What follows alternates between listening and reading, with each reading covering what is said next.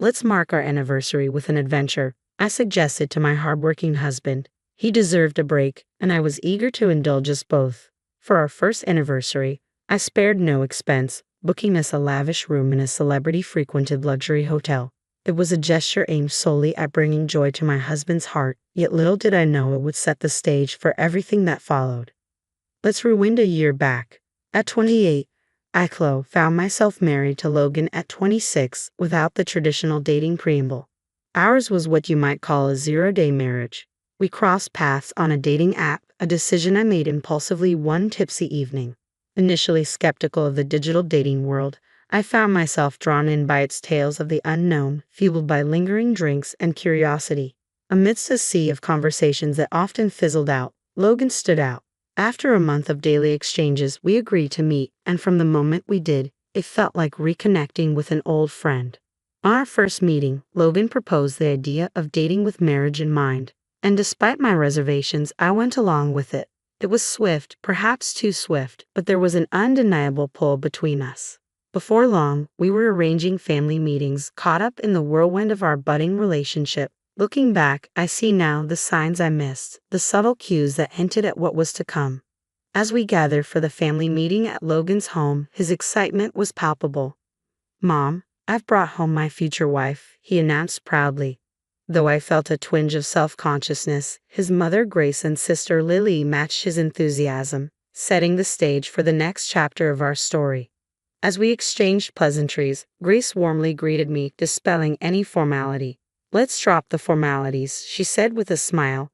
"We're becoming family after all." Her words filled me with warmth, reassured by the prospect of joining such a welcoming family.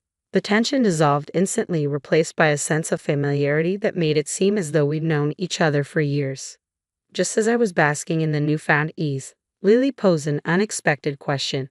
"So, how much do you make a year?" she inquired, her curiosity bordering on intrusive. Logan swiftly intervened, offering an explanation. "I've just started a new job, so it's entry level for me. Cho's been a nurse for 8 years, so she earns about twice as much," he explained, a hint of pride in his voice. Grace's response caught me off guard. "Wow, you're rich. What a fortunate marriage," she exclaimed, patting Logan's shoulder approvingly. Although his modesty belied the situation, I couldn't shake the unease that crept in. The absence of Logan's father for the past 5 years meant they relied on Lily's part-time cleaning job and Grace's pension. Logan contributed from his meager earnings, a fact that seemed to escape the conversation.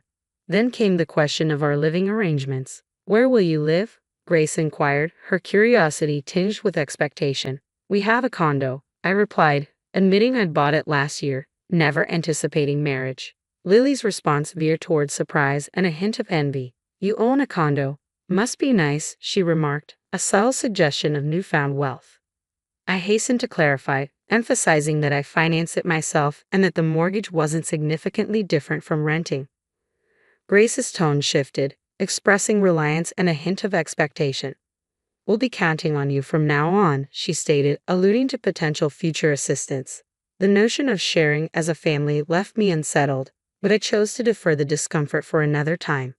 With gratitude and a promise to seek guidance, I excused myself, eager to leave the spotlight.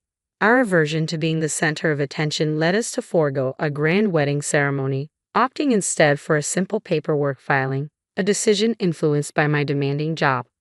I rarely wore rings, so opting for a modest one seemed sufficient. There was no grand proposal with an engagement ring, but I accepted that this was the reality of our situation. After tying the knot, we both remained diligent in our work. Taking charge of our finances, I started stashing away funds, gradually building a safety net for our future. However, after 6 months of marriage, I stumbled upon a concerning discovery. $2,000 had vanished from our account. The only plausible culprit was Logan. Confronting him that evening, I questioned the disappearance. "Did you know $2,000 was withdrawn from our bank account?" I demanded, urging him to contact the bank. Initially taken aback, Logan swiftly adopted a defensive stance, brushing off the issue as a mere loan to his mother. Infuriated by his nonchalant attitude, I pressed him further, emphasizing the importance of communication in financial matters. His dismissive response only fueled my frustration. With a sinking suspicion fueled by a previous encounter where his mother boasted of a casino win, I realized the money likely fueled her gambling habits. Up until then, our savings were pooled, but following this incident, I resolved to squirrel away extra funds separately. Despite this rift, I assumed Logan's demeanor would remain unchanged as long as family matters didn't surface. He was diligently employed, after all. However, our first wedding anniversary prompted a desire to deviate from our usual frugality and indulge in a bit of extravagance. Excitement bubbled within me as I arrived home, eager to unveil a surprise trip to Logan. However, my anticipation was dampened by the presence of Lily, who had been making frequent appearances lately, a routine that was starting to wear on me. Returning home after a taxing day of work to find her there was becoming a source of stress. In hindsight, the timing couldn't have been worse for sharing the news of our planned getaway. Yet I couldn't contain my enthusiasm about the luxury hotel reservation I had painstakingly secured. Logan's eyes sparkled with delight at the mention of the trip, but it was Lily who reacted most fervently. "Is it that hotel from the TV ads?" she exclaimed incredulously. Her tone carried a hint of envy, which I met with a confident explanation. "Since we've never taken a trip alone, we decided to indulge this time," I asserted, recounting the nerve-wracking experience of securing the booking when the day slots opened. Lily's response dripped with resentment. "How unfair of you," she retorted, her words tinged with bitterness. "Just because you're a nurse doesn't mean you should hog all the travel opportunities." She appealed to a sense of familial obligation, urging us to relinquish the trip in an act of filial piety. However, I couldn't overlook her penchant for travel despite her claims of financial strain, nor her propensity for fare evasion, a behavior she boasted about shamelessly. Her thinly veiled attempts at manipulation left me resolute in my decision. "Absolutely not," I declared firmly, determined to stand my ground. "We've been saving for this trip, and Logan works tirelessly. We deserve this splurge." Lily's displeasure morphed into a pointed remark directed at Logan, casting aspersions on my character and our marriage. Despite the discord, I remained steadfast in my resolve. There was no way I would forfeit our long-awaited trip to appease Lily's sense of entitlement. I felt a surge of anger as Logan remained silent, his gaze fixed downward. His inability to defend me only fueled my frustration. As Lily departed, her muttered remark casting me as the villain, Logan's puzzled expression mirrored my own disappointment. The excitement surrounding our trip dissipated, replaced by an uncomfortable tension that lingered as we retired for the night in an awkward silence. Normally, a good night's sleep would ease my troubles, but the following day brought an unexpected turn of events. Logan's words struck me like a blow when he suggested going on the trip with his mother and sister instead, excluding me entirely. I was taken aback, vehemently opposed to the idea. I couldn't shake the suspicion that his sudden change of heart stemmed from the late-night texts flooding his phone, likely filled with manipulative words from his family. His accusation of my heartlessness only deepened the divide between us. Marriage, he argued, was about uniting families, not individual desires. Yet I couldn't shake the feeling of being unfairly targeted. Despite our attempts to reason with each other, the conversation devolved into a stalemate, leaving us at an impasse. The disappointment was palpable as what was meant to be a joyous occasion now soared into a source of conflict. Returning home the next day to a tense atmosphere, I found my mother-in-law and sister-in-law waiting for me. With a smug expression, my mother-in-law declared, "Welcome back. We've resolved the trip matter. It's settled. The trip will be for me, my daughter, and my son." Shocked into silence, I turned to Logan for an explanation, though deep down, I doubted any justification could appease my frustration.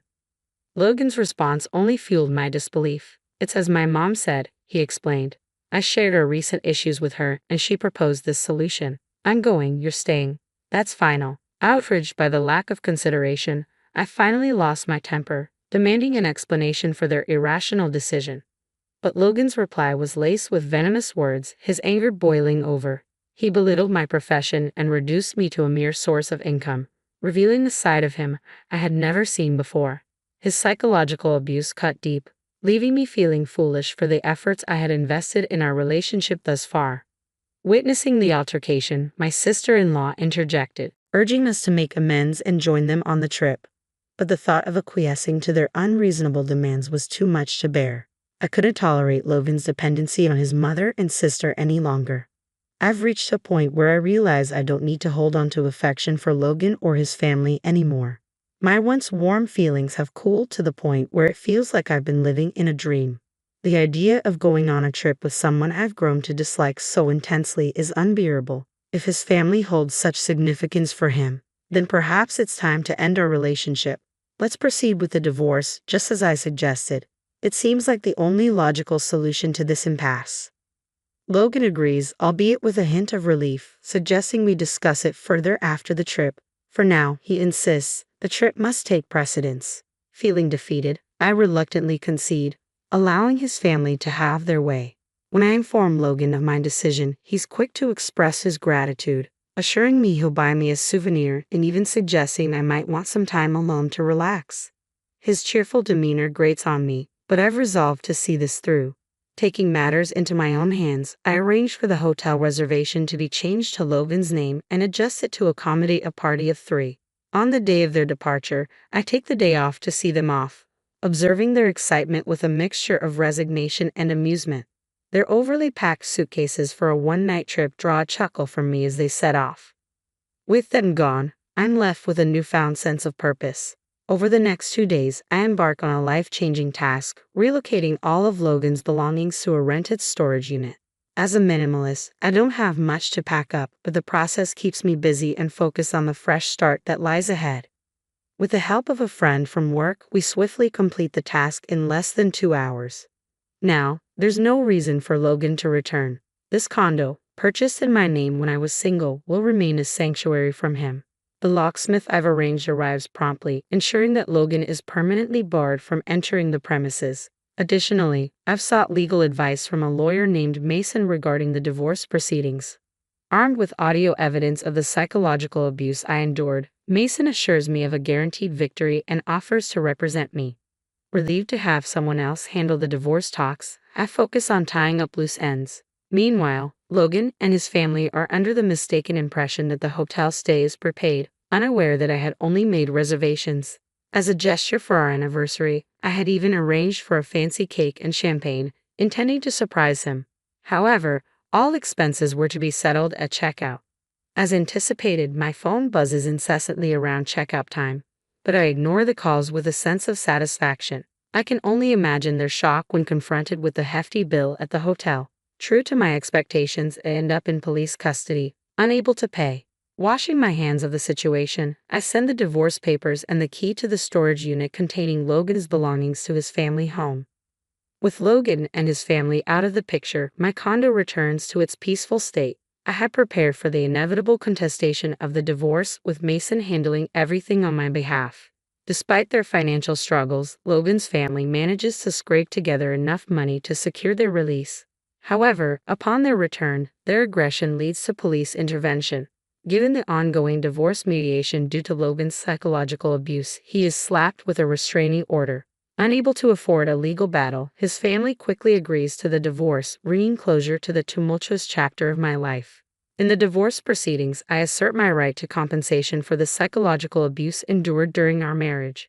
Surprisingly, becoming single again proves to be less daunting than anticipated. Meanwhile, it appears that Logan's family continues to rely on his income, likely exacerbated by his gambling habits that he couldn't seem to shake.